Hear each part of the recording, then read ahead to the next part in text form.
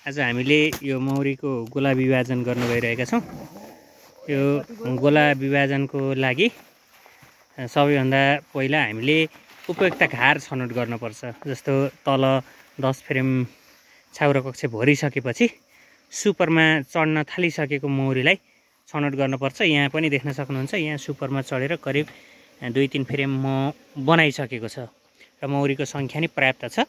त्यसैगरी अर्को आधारभूत पक्ष भनेको रानीले फुल पारिरहेको छ कि छैन त्यो हेर्नुपर्छ र चाकामा करिब 3 दिनसम्मको फुलहरू अथवा लार्भा हुन जरुरी छ। त्यो किन भन्दा त्यही 3 दिनको फुलपछि लार्भापछि मौरीले रानी मौरी तयार गर्छ। हामीले गोला विभाजन गर्दा जुन गोला विभाजन गरेर अन्यत्र लैजाने हो त्यो गोलामा करिब 60% मौरी हुने गरी र 6 फ्रेम, कम्तीमा 6 फ्रेम अथवा 5 फ्रेमले पनि हुन्छ, हामीले चाहिँ 6 फ्रेम गराउँछौँ र त्यसमा पुरानो रानी सहितको मौरी र 60% मौरी सहित 6 फ्रेम छाउराहरूलाई यसरी नयाँ घरमा राख्छौँ। अहिले यहाँ देखिरहनु भएको छ, हामीले रानी खोजिरहेका छौँ। पहिला यहाँ रानीको सुनिश्चित हुनुपर्छ, रानी आयो कि आएन भन्ने कुरा। हामीले रानी तपाईहरुलाई देखाउँछौँ।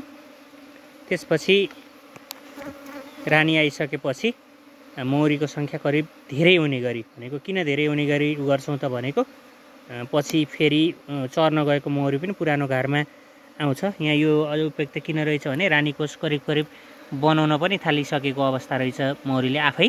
यस्तोमा झन् छिटो गराउन थाल्छ मौरीले। रानीको खोजी हुँदैछ अहिले।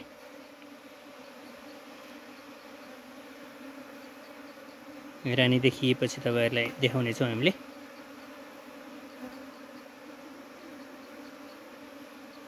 मौरीको संख्या धेरै भएर रानी भेटिन कहिलेकाहीँ समय लाग्छ।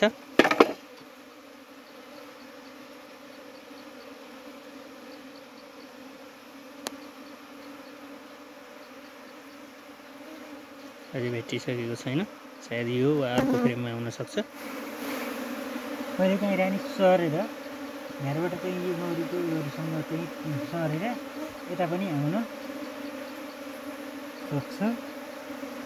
हामी खोजी हुँदैछ, भेटिएन भने फेरि कन्फर्म गर्न यताको पनि घार हेर्न पर्ने हुनसक्छ। सर्न पनि सक्छ रानी कहिलेकाहीँ। त्यो अन्तिम छाउरा कक्षको फ्रेम छ, त्यसमा भएन भने फेरि यहाँ रानी बाहिर रहेछ। छोपेर हामीले रानीलाई यसरी यहाँ लिएर आएका छौँ। यी रानी यहाँ देख्न सक्नुहुन्छ। यो रानी यहाँ हामीले राखिसकियो, बाहिर रहेछ रानी। अब यसमा 6 फ्रेम मौरी राख्छौँ हामीले।